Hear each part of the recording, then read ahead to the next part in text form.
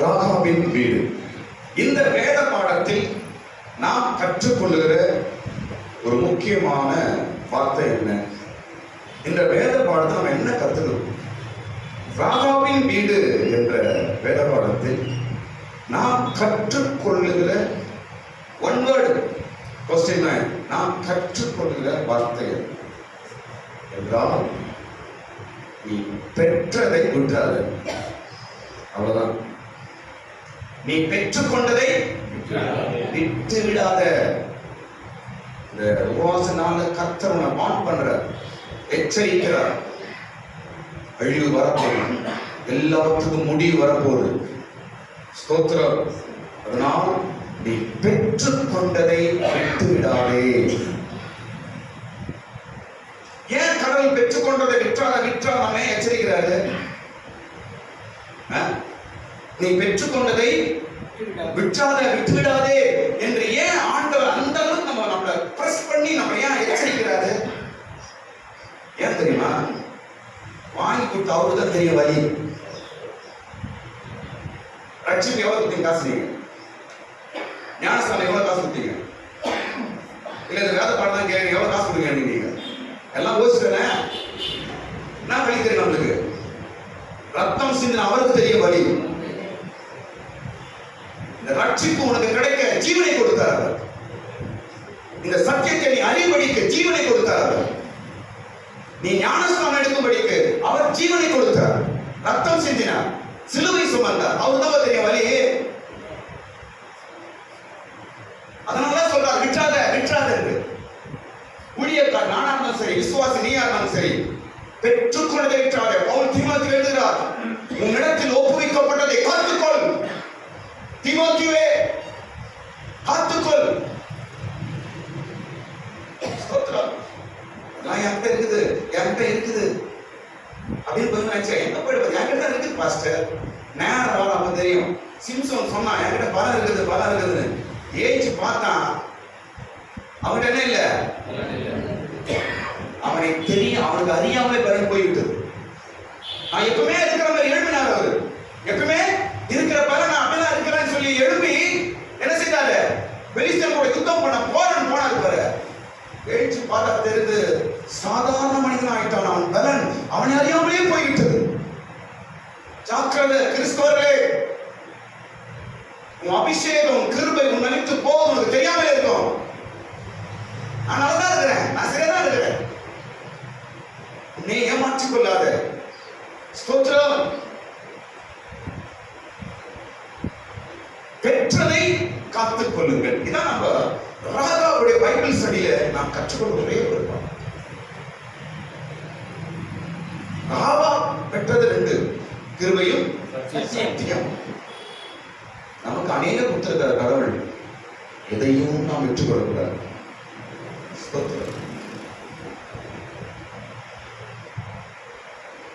Bible study மூலமாய் கர்த்தர் என்னோடு கூட பேசுகிறார்.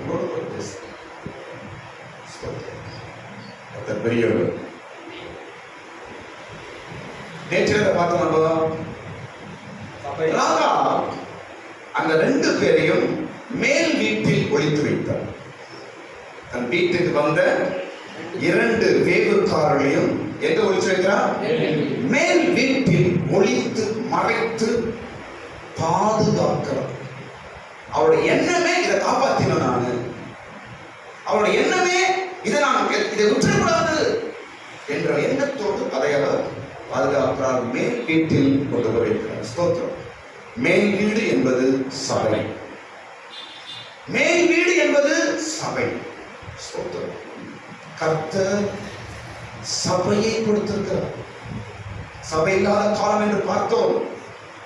இன்னும் சபை இல்லாத காலம் வரப்போகிறது. அந்த நாள்ல நீ நான் இருக்க கூடாது. ஒருவேளை நீங்க பரலோகத்துக்கு போகாம இந்த பூமியில வீட்டுல கடைசி சுத்தி நினைச்சுக்க, உன் பக்கத்துக்கான மூஞ்சில காட்டுவான். நான் கிறிஸ்டியன்ஸ் யாரையும் காண, நீ மாட்டேன்னு கேட்கிற, அதுல நீ செத்து நொடி. நான் கிறிஸ்துவ காணும், பாஸ்டர்லாம் காணும், யாருமே காணும், நீ போல நீ மட்டும் நினைக்கிறீன்னா எவ்வளவு அவமானம். அது அவமானம் இல்லை, அதுல நோந்து செத்துருவோம் நம்ம. அப்படி ஒரு வார்த்தை ஒண்ணு வேணுமா?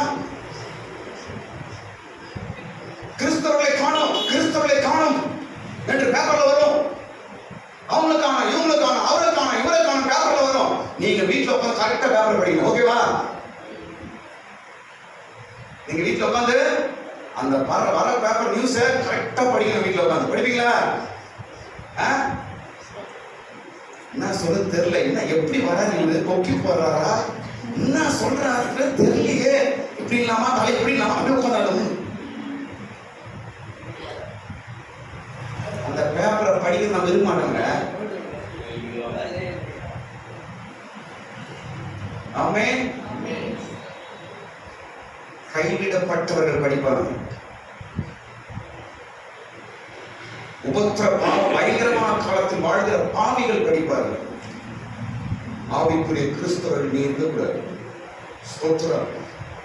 சபை நம்மை பாதுகாக்க வேண்டும் என்று சபை நிறைய விஷயம் பார்க்கணும். ஸ்தோத்திரம். சபை இன்றைக்கு ஒரு இரண்டு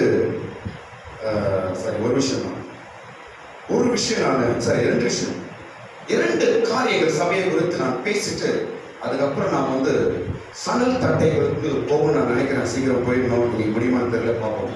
ஸ்தோத்திரம். ஏன்னா சில சப்ஜெக்ட் வந்து எடுக்கும் பொழுது அதை வந்து உருப்படியா ஓரளவுக்காக கொண்டு வந்து முடிக்கணும். அப்பதான் அதுக்கு ஒரு இது. ஸ்தோத்திரம். இந்த சபை நேற்று நிறைய விஷயம் பார்த்தோம். ஏன் சபை நம்மை பாதுகாக்கிறதுலாம் பார்த்தோம். சபையின் வரிசையை பார்த்தோம். சபை எப்படி ஆண்டவர் சமைப்பார், இதெல்லாம் நாம் நேற்று பார்த்தோம். ஸ்தோத்திரம். இன்றைக்கு சபையை குறித்து 2 விஷயங்கள் நான் சொல்ல போகிறேன். ஸ்தோத்திரம். சபை, நீங்க போற சர்ச், பூமியில் இருக்கிற சர்ச், ஆராதிக்கிற சர்ச், எந்த சபை, அதான் நமக்கு தேவை. ஸ்தோத்திரம். சபை 2. நம்பர் 1, சபை எப்படி இருக்க வேண்டும். 4 விஷயம். சபை எப்படி இருக்க வேண்டும். 4 விஷயம். ஏன்னா சபை நம்மை காப்பாற்றுகிறது, நம்மை பாதுகாக்கிற இடம் சபை. உன்னை காப்பாற்றுற இடம் சர்ச்சு. ஸ்தோத்திரம். சபைக்கு முக்கியத்துவம் கொடுக்கிறோம். சபை அங்கத்தினராக இருக்கிறோம். சபைக்காக பிரயாசப்படணும். சபைக்கு காணிக்க தசம்பாங்களை கொடுக்கிறோம். ஊழியக்காரர்களை தாங்குறோம். இதெல்லாம் நல்லது. ஸ்தோத்திரம். சபை மிக முக்கியம் என்று நாம் அறிந்திருக்கிறோம். ஒரு சபை எப்படி இருக்க வேண்டும். 4 விஷயங்கள். வெளிப்படுத்தல் 12ஆம் அதிகாரத்துல முதல் 2 வசனத்துல அந்த 4 விஷயங்கள் அங்கு எழுதியிருக்கிறது. ஒரு சபை எப்படி இருக்க வேண்டும் என்று அங்கு எழுதப்பட்டிருக்கிறது. ஸ்தோத்திரம். வெளிப்படுத்தல் 12ஆம் அதிகாரம் முதல் வசனத்துல, அன்றியும் ஒரு பெரிய அடையாளம் வானத்திலே ஒரு அடையாளம் தோன்றிட்டு, ஒரு ஸ்திரீ சூரியனை அணிந்திருந்தால் அவள் பாதங்களின் கீழே சந்திரனும் அவள் சிரசின் மேல் 12 நட்சத்திரமும் உள்ள கிரீடமும் இருந்தன.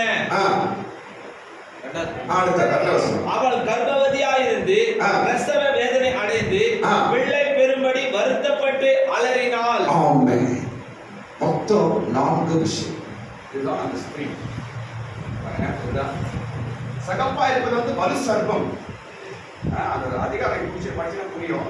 பக்கத்துல ஸ்திரீ நிற்கிறா பாருங்க. சந்திரன் மேல் இருக்கிறார். அவள் சூரியனை அணிந்திருந்தார். அன்றியும் ஒரு பெரிய அடையாளம் வானத்திலே காணப்பட்டது. வானத்திலே தோன்றப்பட்ட அடையாளம். ஒரு ஸ்திரீ சூரியனை அணிந்திருந்தால், சூரியனை அணிந்திருக்கிறார். அவள் பாதங்களின் கீழே சந்திரனும், அவள் கால் கீழே சந்திரன் இருக்குது பாருங்க. சந்திரன் மேல் இருக்கிறார். அவள் சிரசின் மேல் 12 நட்சத்திரங்கள் உள்ள கிரீடமும் இருந்தன. 12 நட்சத்திரம் உள்ள கிரீடம் இருந்தது. அவள் கர்ப்பவதியாய் இருந்து இருக்கிறார். பிரசவ வேதனை அடைந்து பிள்ளை பெறும்படி வருத்தப்பட்டு அலறினாள். இதுதான் வானத்திலே காணப்பட்ட அடையாளம். இதுதான் புதிய ஏற்பாட்டின் சபை. இன்றைக்கு பூமியிலே இருக்கிற சபை இதுதான். ஸ்தோத்திரம். கொஞ்சம் பேர் சொல்லுவாங்க, இந்த படத்தை பார்த்துட்டு மேரியம்மா அப்படின்றோம். மரியாளுக்கும் இந்த வெளிப்படுத்தல் 12ஆம் அதிகாரத்துக்கும் சம்பந்தமே கிடையாது. மரியாள் ஏசப்பா பெற்றாங்க, ஏசப்பா பரலோகத்துக்கு போயிட்டாரு. தப்பான டாக்டர். ஸ்தோத்திரம். இது வந்து யோவான் பத்மஸ் தீவிலே கண்ட தரிசனம். யோவான் யாரு? இயேசுவோட சீஷன். இது எந்த புக்ல எழுதப்பட்டிருக்கிறது? வெளிப்படுத்தல். பைபிள் கடைசி புக்ல எழுதிருக்கு. இயேசு எப்ப பிறந்தாரு? மரியா எந்த அதிகாரத்துல வராங்க? மத்தேயுல வராரு. யோவான் எப்போ வராரு? வெளிப்படுத்த வராரு. அப்போ இதுக்கும் மரியாளுக்கும் இயேசு பிறக்கிறதுக்கும் சம்பந்தமே கிடையாது. ஸ்தோத்திரம். இது நடக்க போகிறவர்களை நான் உனக்கு அறிவிப்பேன் என்று யோவானுக்கு வெளிப்படுத்தல் 1 அதிகாரத்தில் ஆண்டவர் சொல்றார். அப்போ இது மரியாதையோ இயேசு கிறிஸ்துவையோ மேரி மாதாவையோ இது காட்டுவது இல்லை. நடக்க போற சம்பவத்தை காண்பிக்கிறது. இனி நடக்க போகிறது யோவானே. இது சபையை காண்பிக்கிறது. ஸ்தோத்திரம். ஒரு சபை எப்படி இருக்க வேண்டும், எது தேவனுடைய சபை, அந்த சபைக்கு என்ன உபத்திரவம் என்பதை தான் இது காண்பிக்கிறது. ஸ்தோத்திரம். அதன் பக்கத்தில் ஒரு பெரிய வலு சர்ப்பம் நிற்குது. 7 தலைகள் உள்ள ஒரு பெரிய வலு சர்ப்பம். அதை பற்றி எனக்கு பேச வரல. நான் அது ஒரு வேற சப்ஜெக்ட். ஸ்தோத்திரம். அந்த வலு சர்ப்பம் ஏன் அங்க நிக்குதுன்னா, அந்த ஸ்திரீ பெற்றெடுக்கிற குழந்தையை மெழுகுபடிக்கு நின்று கொண்டிருக்கு. அந்த ஸ்திரீ கர்ப்பவதியா இருக்கிறார். அந்த ஸ்திரீ ஒரு குழந்தை ஆண் பிள்ளையை பெற்றெடுக்க போறார். அந்த பிள்ளை எப்போ பெற்றெடுக்கப்படுகிறதோ அந்த பிள்ளையை மெழுகணும் என்று அந்த வலு சர்ப்பம் ஆயத்தமா நின்று கொண்டிருக்கிறது. ஸ்தோத்திரம். ஆனா இன்றைக்கு நாம் பார்க்க போகிறது இந்த ஸ்திரீ சபையை தான் நாம் பார்க்க போகிறோம். சரி, அப்போ 4 காரியங்கள் அந்த ஸ்திரீக்கு நாம் பார்த்தோம். அப்படினாங்க ஒரு சபை 4 விஷயம். ஸ்தோத்திரம். முதல் காரியம் என்ன? அந்த ஸ்திரீ சூரியனை அணிந்திருந்தாள். அந்த ஸ்திரீ சூரியனை அணிந்து அணிந்து ட்ரெஸ் போடுறல அப்படி வேர் பண்றது அணிந்திருந்தால் ஒரு ட்ரெஸ் வெளியே போட்டுருப்போம். அது போல சூரியனை அணிந்திருந்தார், போட்டிருந்தார். அதான் சபை. ஸ்தோத்திரம். இன்னைக்கு ஒரு சரியான சபை எது என்று நீங்க கண்டுபிடிக்கணும். இந்த 4 அடையாளம் இருந்தால் என்றால்தான் அது சரியான சபை. ஸ்தோத்திரம். உன்னை பாதுகாக்கும் சபை அதுதான். ஸ்தோத்திரம். நான் சபையை வச்சு அதை பற்றி நான் பேச வரேன். நான் சத்தியத்தை பேசுகிறேன், அவ்வளவுதான். ஸ்தோத்திரம். எந்த சபையும் ஒரு டோன்ட் கேர். என் ஆண்டவருடைய சத்தியத்தை நான் பேசுறேன், போயிட்டே இருக்கு, முடிஞ்சு போச்சு. கர்த்தருக்கு ஸ்தோத்திரம். அதான் நம்மை பாதுகாக்கும் சபை எப்படி இருக்கு? நம்பர் 1, சூரியனை அணிந்திருக்க வேண்டும். அப்படி என்றால் ஒரு சர்ச்சில் இயேசுதான் பிரதானமா இருக்க வேண்டும். சூரியன் யாரு? நீதியின் சூரியனாக இயேசு கிறிஸ்து. ஆமென் சொல்லுங்க. ஒரு சபைக்கு தலை யாருன்னா இயேசுதான். ஒரு சர்ச் என்றால் அந்த சபையில இயேசுதான் பிரதானமா இருக்க வேண்டும். அதுதான் சபை. அதுதான் ஒரு கிறிஸ்தவனை காப்பாற்றும் சபை. அதுதான் சத்தியம் உள்ள சபை. அதுதான் வெளிப்படுத்தல் 12ஆம் அதிகாரத்திலே தேவன் யோவானுக்கு காண்பித்த சபை. இன்னைக்கு பல சர்ச்சில் இயேசு பற்றி சொல்றது கிடையாது. இயேசு ஒரு தூதன்ன்றாங்க, இயேசு ஒரு ப்ராஃபிட்ன்றாங்க. இயேசுவை அவர் ஏற்றுக்கொள்றது இல்லை. ஸ்தோத்திரம். பிதா தான் கடவுள். பிதா உனக்கு ரத்தம் சிந்தினார் இல்லையே. ஸ்தோத்திரம். இயேசுதான் சபைக்கு தலையா இருக்கிறார். அவரை தான் அந்த ஸ்திரீ அணிந்திருக்க வேண்டும். அவர்தான் சூரியன். ஸ்தோத்திரம். எந்த சபைக்கு போனாலும் இயேசு குறித்து பிரசங்கிக்கிறார் என்று பார்க்க வேண்டும். இயேசு இந்த சபைக்கு தலையா இருக்கிறார் என்று பார்க்க வேண்டும். எல்லாவற்றிலும் இயேசுதான் உயர்த்தப்பட வேண்டும். ஆமென். எந்த சபையில மனுஷனை உயர்த்த சொல்லக்கூடாது, தப்பாது. ஸ்தோத்திரம். எப்ப பார்த்தாலும் அவங்க பத்தி இவங்களை பத்தியும் ஆளுங்களை பத்தி பேரை பத்தி உயர்த்துவது அது ஆவிக்குரிய சபை கிடையாது. ஸ்தோத்திரம். இயேசுதான் உயர்த்தப்பட வேண்டும். அல்லேலூயா. இயேசுதான் மகிமைப்பட வேண்டும். இயேசுதான் எல்லாவற்றுக்கும் மேலா இருக்க வேண்டும் ஒரு சபையில். அல்லேலூயா. கனமும் மகிமையும் அவருக்கு. ஆமென் சொல்லுங்க. ஒரு சபை உன்னை பாதுகாக்கும் ஒரு சபை, ஒரு ஆவிக்குரிய சபை என்றால் அதுல இயேசுதான் பிரதானமாக இருக்க வேண்டும். ஸ்தோத்திரம். அவரை அன்றி வேற ஏதாவது அவங்க பின்பற்றால் என்றால் அது சத்தியத்திற்கு மாறான சபை. Okay, number 1. இரண்டாவது நான் எங்க பார்க்கறாங்க? 1வது 2வது காரியம் அவன் பாதத்தின் கீழே சந்திரன் இருந்தது. சந்திரன் மேல நிற்கிறார். ஸ்தோத்திரம். இதை முன்னாடி நான் படிச்சாச்சு. சந்திரன் என்பது கிருபைக்கு அடையாளம். கிருபைக்கு அடையாளம். ஸ்தோத்திரம். கிருபை ஒரு சபையில நமக்கு கிடைக்க வேண்டும். கிருபை என்றால் உங்களுக்கு புரியுற ஒரே வார்த்தை நான் சொல்றேன். கடவுளிடத்தில் நமக்கு கிடைக்கிற இரக்கம், பலன், தயவு இதெல்லாம் சேர்ந்துதான் கிருபை என்ற ஒரே வார்த்தை நாம் சொல்லுகிறோம். ஸ்தோத்திரம். சபை எப்போதும் கிருபை மேல் இருக்க வேண்டும். சபை எப்போதும் கிருபை மீது, கிருபை தேவ தயவில், தேவ கிருபையில், தேவ சபை நிற்க வேண்டும். ஸ்தோத்திரம். சுய பலத்தினாலோ சுய ஞானத்தினாலோ சுய சாமர்த்தினாலோ சபலம் கட்ட முடியாது. அந்த சபலம் நிக்காது. ஸ்தோத்திரம். பணத்தினால சபலம் நிக்காது, சாமர்த்தியத்துல சபலம் நிக்காது, பாலிடிக்ஸ்ல சபை நிற்காது. ஸ்தோத்திரம். ஏன் பல சபைகள் இன்றைக்கு பல பிரச்சனைகள் ஏன் தெரியுமா? சர்ச்சில் அடிக்கடி நடக்குது, சர்ச்சில் அடிச்சுக்கிறாங்க, பாஸ்டப்பட்டு பலால் அடிக்கிறாங்க.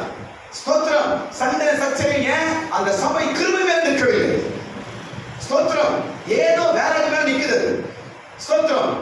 அரசியல் நிக்குது, ஓட்டு மேல நிக்குது, பணத்தில் நிக்குது, கமிட்டி மேல நிக்குது. இந்த சபைகள் தான் பிரச்சனைகள் தான் முடியும். ஆனால் ஒரு உண்மையுள்ள ஆவிக்குரிய சபை கிருபையின் மீது இருக்க வேண்டும். ஸ்தோத்திரம். எல்லாம் ஆண்டவர் தான், எல்லாம் இயேசு தான், எல்லாம் அவர் தயவு தான் என்று ஊழியக்காரனா இருக்கட்டும், விசுவாசிகளா இருக்கட்டும், அந்த சபை கிருபை கிருபை கிருபை என்று அதன் மேல் இருக்க வேண்டும். அல்லேலூயா. அவர் சொல்லுகிறார், உன் பலவீனத்தில் என் பலன் கொடுப்பேன், என் கிருபை உனக்கு போதும், கிருபை தருவேன் அப்படின்னு சொல்லுகிறார். ஸ்தோத்திரம். கிருபையின் மீது சபை நிற்க வேண்டும். மூன்றாவது காரியம், தலையின் மீது 12 நட்சத்திரம் உள்ள கிரீடம் இருந்தது. அவருடைய தலையின் மீது 12 நட்சத்திரம் உள்ள கிரீடம் இருந்தது. கிரீடம் தெரிதான் தெரியல, பாருங்க வெளிச்சமாக கிரீடம் அணிந்திருக்கிற பாருங்க. 12 நட்சத்திரங்கள் உள்ள கிரீடத்தை அந்த ஸ்திரீ அணிந்திருக்கிறார். ஸ்தோத்திரம். எவ்வளவு அழகா இருக்கான் பாருங்க, எவ்வளவு ஒரு மகிமையா இருக்குது. ஸ்தோத்திரம். அந்த ஸ்திரீ தான், அவளுக்கு கிரீடம் உண்டு. சபைக்கு ஒரு கிரீடம் இருக்குதுங்க, சபைக்கு ஒரு கனம் இருக்குது, சபைக்கு ஒரு மரியாதை இருக்கிறது. கிரீடம் யார் கொடுப்பாங்க? கிரீடம் சொல்லுங்க, யாருக்கு கிரீடம்? ராஜாக்களுக்கு. ஸ்தோத்திரம். ஆளுகை செய்கிறவர்களுக்கு கிரீடம். ஸ்தோத்திரம். இன்றைக்கு நம்மளாம் சபை, நாம தான் ஸ்திரீ, நாம தான் இந்த ஸ்திரீ. ஸ்தோத்திரம். இப்ப நமக்கு கிரீடம் எது என்றால் 12 நட்சத்திரம் உள்ள கிரீடம். 12 என்பது இயேசுவின் 12 அப்போஸ்தலர்கள். அவர்கள் மூலமாய் நமக்கு எழுதப்பட்டிருக்கிற சத்தியங்கள் தான் நமக்கு கிரீடங்கள். ஆமென்.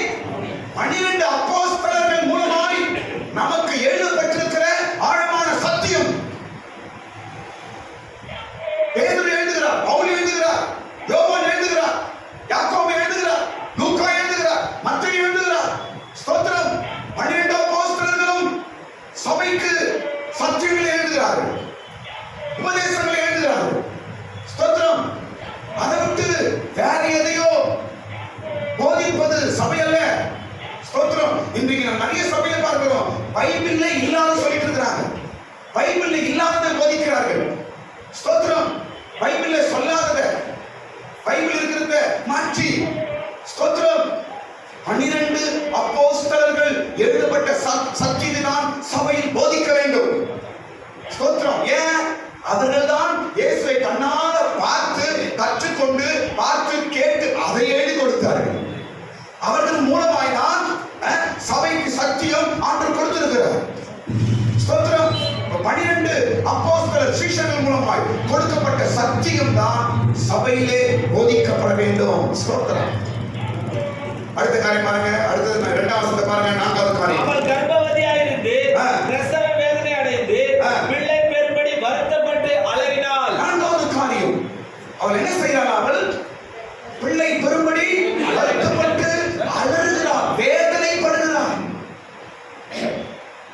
எதுக்கு அந்த வேதனை அவளுக்கு? பிள்ளையை பெற்றெடுக்கணுமே, பிள்ளையை நல்லா பெற்றெடுக்கணுமே, என் பிள்ளை எப்படியாவது பெற்றெடுக்கணுமே என்று வேதனையோடு அலறுகிறார். இது என்னத்தை காட்டுகிறது என்றால், ஒரு சபை என்றால் அந்த சபையில ஜெபம் இருக்க வேண்டும், ஜெபம் இருக்க வேண்டும், ஜெபிக்கிறவர்கள் இருக்க வேண்டும், ஜெபம் செய்கிறவர்கள் இருக்க வேண்டும். ஆமென். ஸ்தோத்திரம். ஜெபிக்கிறவர்கள் இருக்க வேண்டும், பரிசுத்தத்திற்காக ஜெபிக்கிறவர்கள். ஆண்டவரே நான் பிள்ளையா இருக்கணும்பா, ஆண்டவரே உங்க சாட்சியாய் வாழணும்பா, ஆண்டவரே உமக்காக நிற்கணும்பா, ஆண்டவரே உமக்காக பரிசுத்தமாய் வாழணும்பா என்று சொல்லி ஜெபிக்கிறவர்கள் சபை இருக்க வேண்டும். அதான் சபை. ஸ்தோத்திரம்.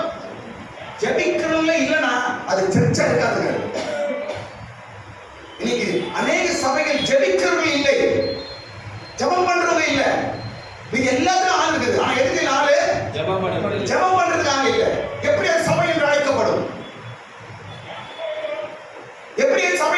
கஷ்டப்படும். ஒரு வேதனை கூக்குரல் இல்லையே, ஒரு வேதனை படுவர்கள் இல்லையே, பிள்ளைகளை பெற்றெடுக்கிறவர்கள் இல்லையே, அழகுகிறவர்கள் இல்லையே. ஸ்தோத்திரம். இன்னைக்கு சபை நீங்கள் எதை குறித்து நீங்கள் அலறி கொண்டிருக்கிறீங்க? ஜபாவி உள்ளவர்களா இருக்கிறோமா? ஸ்தோத்திரம். கேட்டு பாருங்க. ஒரு சபை என்றால் அந்த சபையில முக்கியமான 4வது காரியம் என்ன சொல்லி பார்ப்போம்? ஜெபிக்கிறது. ஆமா, ஜெபம் பத்தி பேசினாவே இடியாப்பம் வருமா? எல்லாம் பேரையும் வாசனை நிற்கும். அதை மத்தி பார்த்து பேசாது, நீ இடியாப்பம் பத்தி பேசு.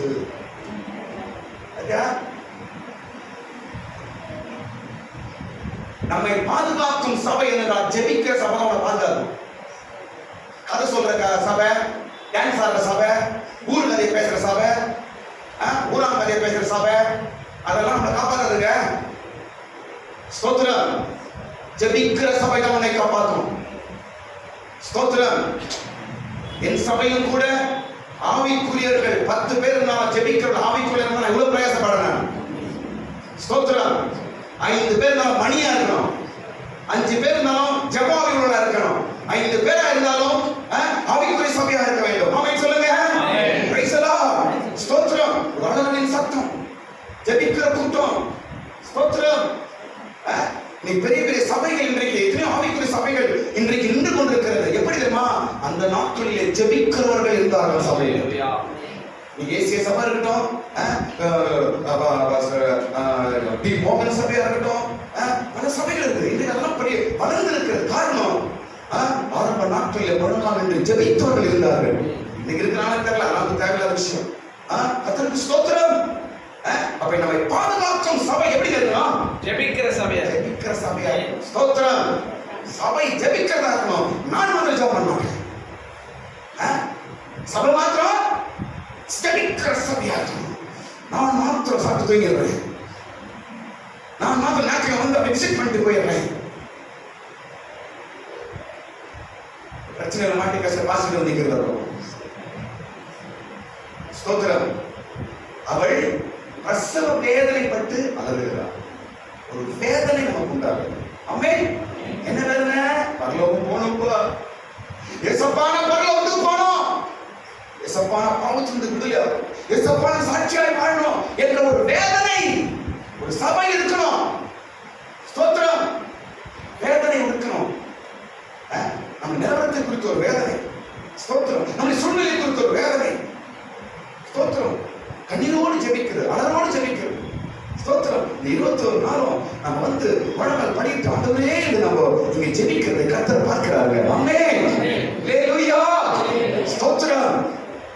ஒவ்வொரு சபைகளும் ஜெபிக்கிற சபைகளால் கர்த்தர் ஒரு நாட்களை மாற்றுவாராக. இந்த 4 காரியங்கள் தான் ஒரு சபையை ஒரு ஆவிக்குரிய சபையாய் மாற்றுகிறது.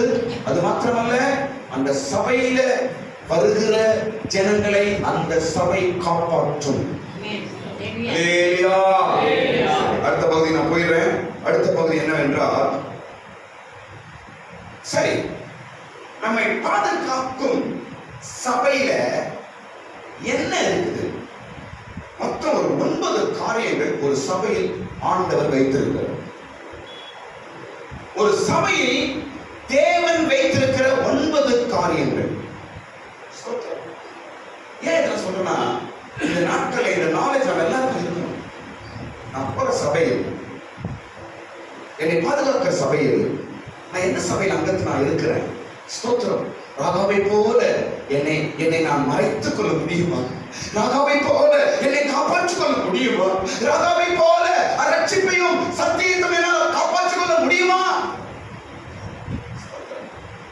மேல் வீடு மிக முக்கியம். மேல் வீட்டில் தான் அவர் மறைத்து வைத்தார். உன்னை மறைக்கிற இடம் மேல் வீடு.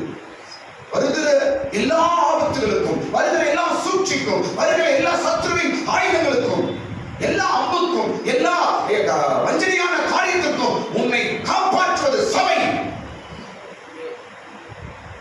சபையில் பில்டிங் நாம் பார்க்க கூடாது. ஸ்தோத்திரம். ஆவிக்குரிய கண்களால் ஒரு சபையை நிற்பார், ஆவிக்குரிய மனதோடும் சபையை பார்.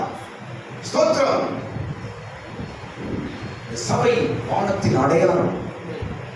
இந்த சபை வானத்தின் அடையாளம். ஒரு அற்புதம். அப்படிதான் கடவுள் சபையை வானத்துல காட்டினார். யோவான் ஸ்நானன் இதுதான் நான் ரத்தம் சிந்தி இந்த பூமியிலே ஸ்தாபித்த சபை, இதுதான் நடக்க போறதை உனக்கு நான் காண்பிப்பேன் என்று யோவான் ஸ்நானனுக்கு ஆண்டவர் புதிய ஏற்பாட்டில் சபையை குறித்து காண்பித்தார். ஸ்தோத்திரம். சரி, இந்த சபையில் ஒரு சபையில் காணப்படும் 9 காரியங்கள். நம்பர் 1, முதலாவது காரியம், பிதாவாகிய தேவன் இருக்கிறார். ஆமென். ரோமர் 1:3 எழுதி படிச்சு கொள்ளுங்கள். பிதாவாகிய தேவன் சபையில் இருக்கிறார். ஸ்தோத்திரம். யாருங்க? பிதாவாகிய தேவன் ஒரு சபையில் இருக்கிறார். ஸ்தோத்திரம். எல்லாவற்றுக்கும் ஒரு பிதா உண்டு. எல்லாருக்கும் ஒரு பிதா உண்டு. அவர் எபேசியர் எழுதுகிறார். ஸ்தோத்திரம். நமக்கு ஒரு பிதா உண்டு. ஆமென். நமக்கு ஒரு தேவன் உண்டு. ஸ்தோத்திரம். இரண்டாவது, இயேசு இருக்கிறார் சபையில். அதான் நம்ம படிக்கிறோம் எபேசியர் 4:15 சபைக்கு இயேசு தலையா இருக்கிறார். சபைக்கு இயேசு என்ன இருக்காங்க? தலையா இருக்கிறார். ஸ்தோத்திரம். ஒரு சபையில் முதல் பிதா இருக்கிறார், இரண்டாவது இயேசு இருக்கிறார், மூன்றாவது பரிசுத்த ஆவி இருக்கிறார். அப்போஸ்தலர் 2 சபையில மூன்றாவது கடவுள் வைத்திருப்பது என்ன? பரிசுத்த ஆவி. பரிசுத்த ஆவி அந்நிய பாஷைகளோடு சபையில கடவுள் வச்சிருக்கிறாரு. அபிஷேகம் இல்ல, பாஷை இல்ல, அந்நிய பாஷை இல்ல, இதெல்லாம் சொல்றோம். பல கூட்டங்கள் இருக்கிறார்கள்.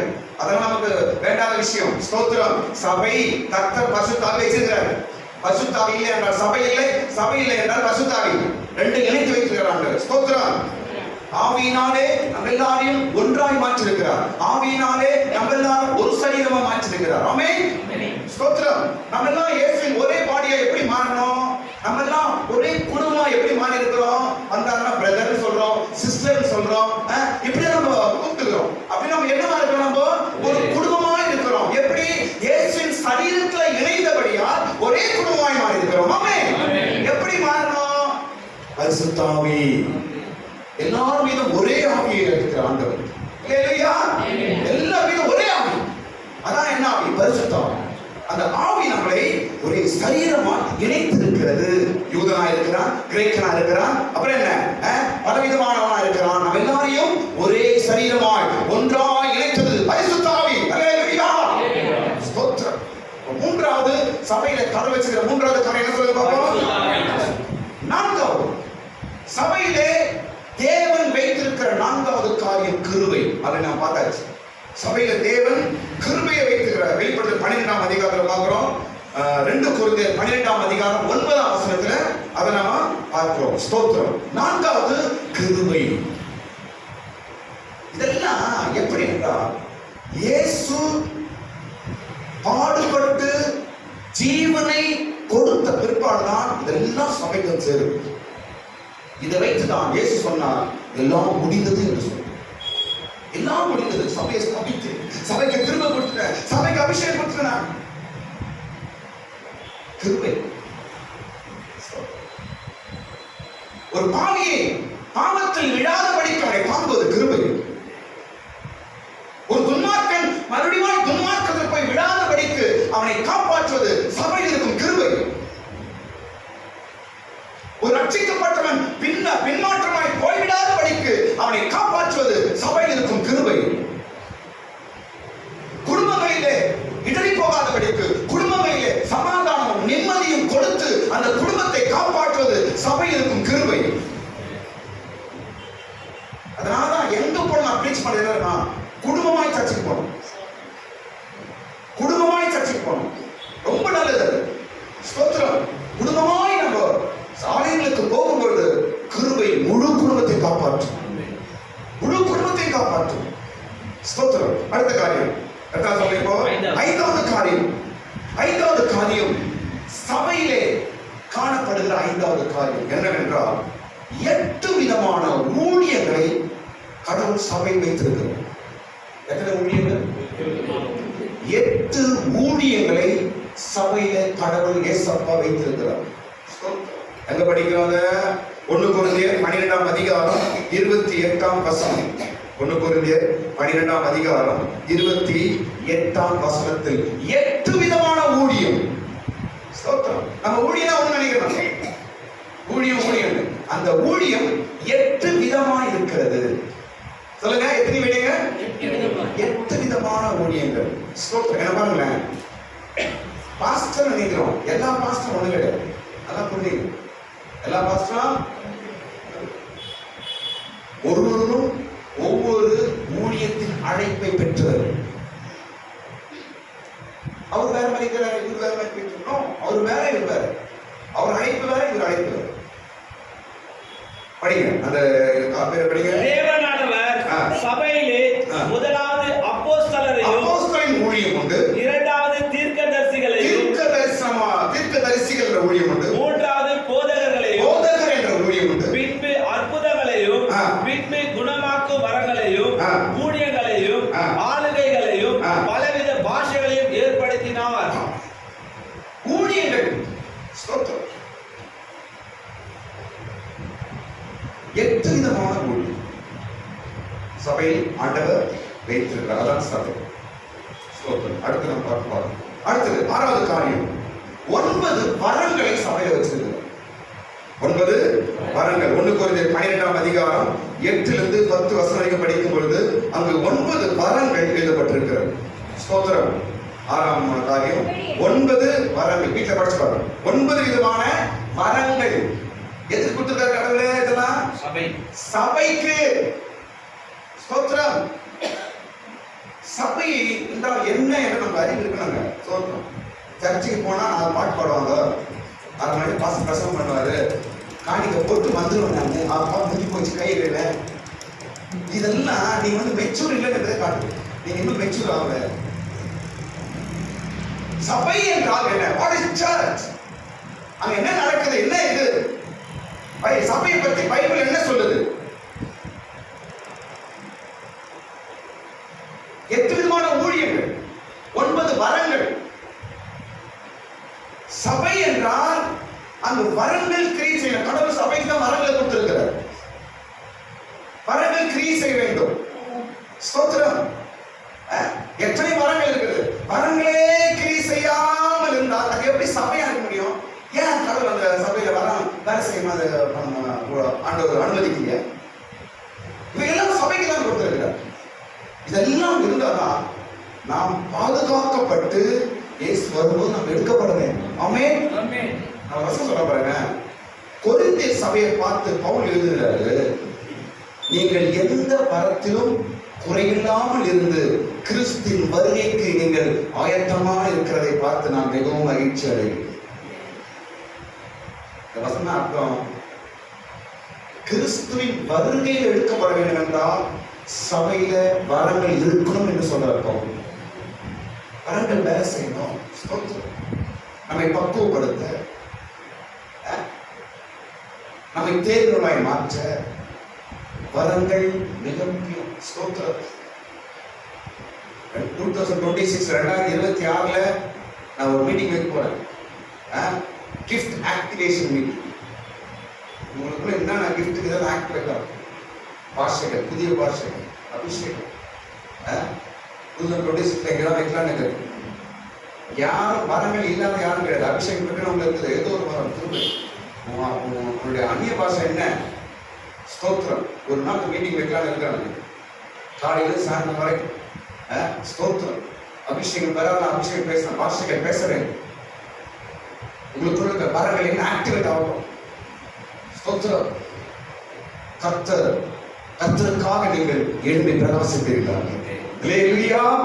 ஸ்தோத்திரம். இப்ப எத்தனாவது காரியம் சொல்லலாம்? இப்போ 7வது காரியம் சொல்றேன். 7வது காரியம் தெரியுமா? 5 உத்தியோகஸ்தர்களை ஆண்டவர் சபையில வச்சிருக்கிறார். 5 உத்தியோகஸ்தர். 5 உத்தியோகஸ்தர்களை ஆண்டவர் சபையில வைத்திருக்கிறார், சபைக்கு கொடுத்திருக்கிறார். இயேசு சிலுவையிலே ரத்தம் சிந்தி ஜீவனை கொடுத்து சபைக்கு 8 ஊழியர்களை கொடுத்திருக்கிறார். சபைக்கு 9 வரங்களை கொடுத்திருக்கிறார். சபைக்கு 5 உத்தியோகஸ்தர்களை கொடுத்திருக்கிறார். இதெல்லாம் எதுக்கு? சபை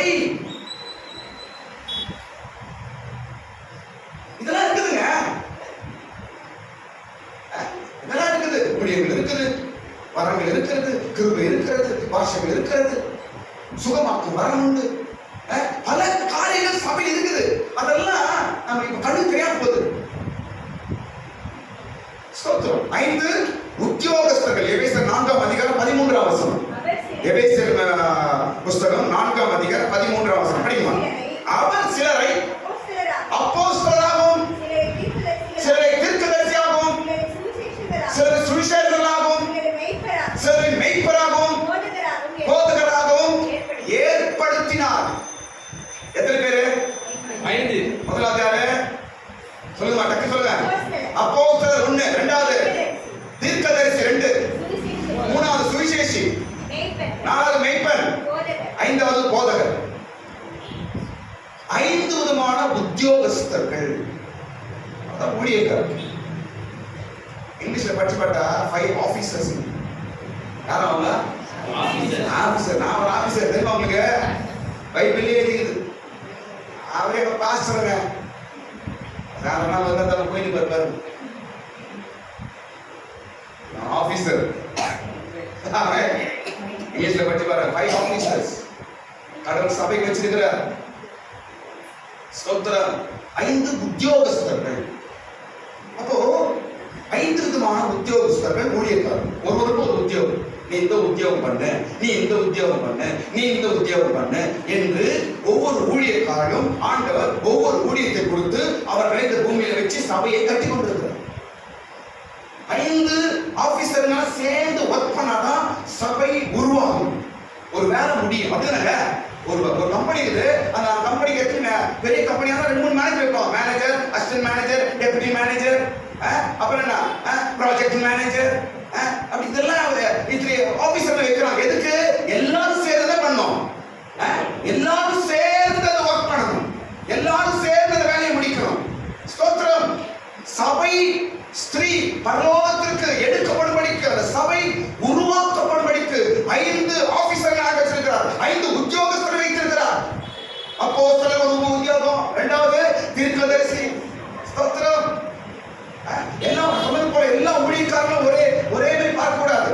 சிலர் அப்போஸ்தலருடைய ஊழியம் செய்வாங்க, சிலர் தீர்க்கதரிசியான ஊழியம் செய்வார்கள். ஸ்தோத்திரம். தீர்க்க தரிசனம் என்பது ஊழியத்திலும் வரும், இங்க ஊழியக்காரர்களுக்கும் வரும். சபையில உங்களுக்கு கிடைக்கிறது தீர்க்க தரிசன வரம். ஆனா ஊழியக்காரர் இருக்கும்போது தீர்க்க தரிசியான ஊழியம். புரியுதுங்களா? அதனாலதான் 8 ஊழியத்திலும் பார்க்கும்போது அங்கே தீர்க்க தரிசனம் வரும். 5 உத்தியோகஸ்தர் பார்க்கும்போது அங்கே என்ன வருது? தீர்க்க தரிசனம். 2 இடத்துல வருது, வித்தியாசம் வருது. 8 ஊழியம் என்பது விசுவாசிகள் கொடுக்கிற வரம். ஆனா 5 உத்தியோகஸ்தர் என்று வரும்போது அங்கு ஊழியக்காரர் கொடுக்கப்பட்ட ஊழியம். இன்னைக்கு கூட பார்க்கிறோம் சில ஊழியக்காரர்கள் ப்ராஃபிட், அவங்க ஊழியமே தீர்க்கதரிசனம் சொல்ற ஊழியம் தான். நிறைய பேர் நம்ம பார்க்கிறோம். ஆண்டவர் அதுக்காக அபிஷேகம் பண்ணி வச்சிருக்கிறார். கொஞ்சம் பேர் அப்போஸ்தலரா வச்சிருக்காரு. ஆரம்பத்தில் 12 பேர் அப்போஸ்தலரா இருந்தார்கள். அடுத்தது தீர்க்கதரிசர் ஊழியக்காரர்கள் இருக்கிறாங்க. மூன்றாவது யாருங்க? சுவிசேஷகர். கொஞ்சம் பேர் சுவிசேஷம் பண்றது அவங்க வேலையை. பாருங்க, சுவிசேஷகர் சபையை ஸ்தாபிக்க முடியாது. அவங்க சபை ஊழிய செட்டு ஆகாது. ஸ்தோத்திரம். ஆனால் சுவிசேஷ ஊழியங்கள்ல வல்லமையா இருப்பார். ஜனங்களுக்கு சுவிசேஷம் பண்ணலாம். ஸ்தோத்திரம். ஓமசீலாசர், தினகரன், டிஜிஎஸ், இவங்கெல்லாம் யாருங்க? இவங்கெல்லாம் இவாஞ்சலிஸ்ட், சுவிசேஷகர்கள். ஸ்தோத்திரம். ஆனா அவங்க சபை ஸ்தாபிக்க முடியாது. அதுதான் அவங்க அழைப்பா தான். ஸ்தோத்திரம். அப்போ இவர்களும் எதற்கு வச்சிருக்காரு ஆண்டவர்? சபையை கட்டுப்படி தான் வச்சிருக்கிறார். இப்ப அவங்க சுவிசேஷம் சொல்லி ஜனங்கள் எங்க அனுப்புறாங்க? அவங்க சபைக்கு அனுப்புறாங்க. அவங்க வேணும், அவங்க இல்லாம சபை கிடையாது. ஸ்தோத்திரம். அநேக சுவிசேஷம் இருக்கிறாங்க. எவ்வளவு சில ஊழியக்காரங்க போயிட்டு டாக்ஸ் கொடுக்குறாங்க, ஜனங்களை சந்திக்கிறாங்க, இயேசு ரட்சிகளை கொண்டு வாங்க என்று வீடு வீடா போய் ஜனங்கள் சொல்றாங்க. இது சுவிசேஷ ஊழியம், சுவிசேஷ ஊழியக்காரர்கள். இதெல்லாம் எதுக்கு ஆண்டு வச்சிருக்கிறாரு?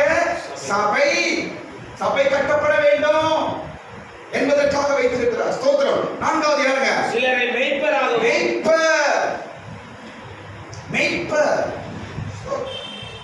மெய்ப்பர். ஆடுகளை என்ன பண்ணுவாங்க? தட்டி சுமந்து நிலத்தை போட்டு போவாங்க. அந்த பாஸ்டர் எவ்வளவு அன்பு! இந்த பாஸ்டர் ரொம்ப சிட்டு. அவர் மெய்ப்பர் வேற. அதனால அவர் காப்பி வச்சு அவர் மாதிரி ஆக முடியும். அப்படி காப்பியை ஆட்சி பண்ணி நான் மாற்ற முடியாதுங்க, ஃபெயில் ஆயிடும். ஸ்தோத்திரம். யாரை பார்த்து காப்பி அடிக்காது லைஃப் கூட சொல்றேன், அட்டர் ஃபிளாப் ஆயிடும். உனக்குன்னு ஒரு கிருபை உண்டு, உனக்குன்னு ஒரு டேலண்ட் உண்டு, உனக்குள்ள ஒரு இயேசு இருக்கிறார். ஆமென். அதனால யாரும் மெய்ப்பர். மெய்ப்பர்லாம் என்ன பண்ணுவாங்க? ஆட்டை அழகா கொண்டு போவாங்க, தண்ணி காட்டுவாங்க.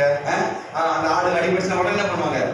தூக்கி என்ன பண்ணுவாங்க? தூக்கி போடுவாங்க, தோல் மேல போட்டுப்பாங்க, அப்படியே சுமந்து போவாங்க. இவங்க யாரு? மெய்ப்பர்கள். இதெல்லாம் ஆண்டு வச்சிருக்கிறார். சில பாஸ்டர்ஸ் பாருங்க, அப்படியே அன்பை ரொம்ப அரவணைச்சு போவோம். அவன் மெய்ப்பர்கள். ஸ்தோத்திரம். 5 விதமான ஊழியங்களை கொடுத்து 5 உத்தியோகஸ்தர்களை சபைக்கு வச்சிருக்கிறார். ஸ்தோத்திரம்.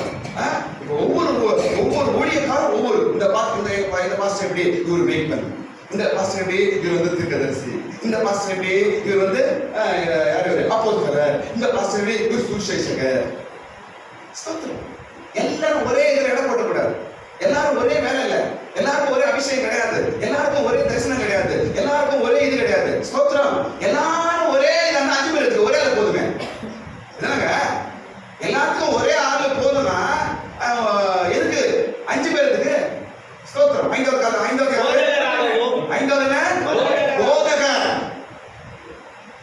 போதகர்னா டீச்சர். டீச்சர் என்ன பண்ணுவாரு? தலைமையை குத்துன பாரு எல்லாரும். சில சபையில பாஸ்டர்ஸ் எப்படி இருப்பாங்க? டீச்சர் போல இருப்பாங்க. ஸ்தோத்திரம். அது இருக்கு டீச்சிங், போதகம். அதுவும் தேவை. ஆண்டு வச்சிருக்கிறாரு. ஒரு போதகர் டீச்சிங் பண்றாங்க, டீச்சர் போல இருக்கிறாங்க, ஸ்ட்ரிக்ட்டா இருக்கிறாங்க. ஸ்தோத்திரம். போதகர். இயேசுவை பார்த்து போதகர்னு சொன்னாரு, போதிக்கிறவர்கள். ஸ்தோத்திரம். சாம் செல்லதுரை என்ன போஷாக்குறாரு, சாம் டீச்சர் அழகா டீச் பண்றாரு, சூப்பரா பேசுறாரு. ஸ்தோத்திரம். டீச்சர், போதகர் அவர். ஸ்தோத்திரம். சாம் சுந்தரம் தேசிய டீச்சர், போதகர், அருமையான போதகர். இன்னும் அழகா டீச் பண்றாரு. ஸ்தோத்திரம். அது மாதிரி ஆண்டவர் எழுப்பணுங்க. வரலாம் டீச்சர் மாதிரி இருக்குங்க. சபையும் வர நாட்டில் என்ன ஆகுது தெரியல. ஸ்தோத்திரம். அவங்களாம் போயிட்டாங்க. எனக்கு பிடிச்சிக்கு ஒரே யாருனாருங்க மனசுக்கு வர்றாங்க. மோகன் சேர் போய் பிடிக்கும், நல்ல செபிக்கிற மனசு. அவருக்கு அடுத்து நான் யார் என்ன ஆகுது தெரியல. மோகன் இது தாமஸ் ஆகி போயிட்டாரு, சாம்சங் போயிட்டாரு. வேற இருக்கிறார் மோகன் சேர் இருக்கிறார். முழங்காலத்தை செபித்து தேவ மனுஷன் என்று இப்ப சொல்றது அவர் தான். என்ன புத்தகம் உங்களுடைய கருத்துன்னு தெரியாது. அடுத்தது யாரு? அடுத்து யாருங்க? சபையை முன் கொண்டு போது யாருங்க? ஒரு லீடர் வேணாவா? முன் போகிறது தேவையில்லையா? சரியான ஆவிக்குரிய ஒரு தலைவன் வேண்டும். அப்பதான் அந்த சர்ச்சை ஒழுங்கா கொண்டு போக முடியும். ஸ்தோத்திரம். அப்போ 5வது காரணம் யாருங்க? போதகர். போதகர். 5 பேரும் கடவுள் எதுக்கு கொடுத்திருக்கிறாரு? சபைக்கு கொடுத்திருக்கிறார். எத்தனை காரியங்கள் சபை. ஓகே, அடுத்து போயிடலாம். 8வது காரியம் சபைக்கு கொடுக்கப்பட்ட 8வது காரியமா சுவிசேஷம். ஸ்தோத்திரம். இயேசு சபைக்கு என்ன கொடுத்திருக்காருங்க? சுவிசேஷம். எபேசியர் 2ஆம் அதிகாரம் 1லிருந்து 1ஆம் வசனமும் 1லிருந்து 5 வசனங்கள் படிக்கும் பொழுது, எபேசியர் 2ஆம் அதிகாரம் 1லிருந்து 5 வசனங்கள் படிக்கும் பொழுது சுவிசேஷம். ஸ்தோத்திரம். இப்ப என்ன ஒரு வார்த்தை சொல்ல கவனிங்க. இயேசு உலகத்தில் இருக்கும்போது சுவிசேஷம் சொன்னாரா? இயேசு இந்த உலகத்தில் இருக்கும் பொழுது சுவிசேஷம் சொன்னாரா? வருத்தப்பட்டு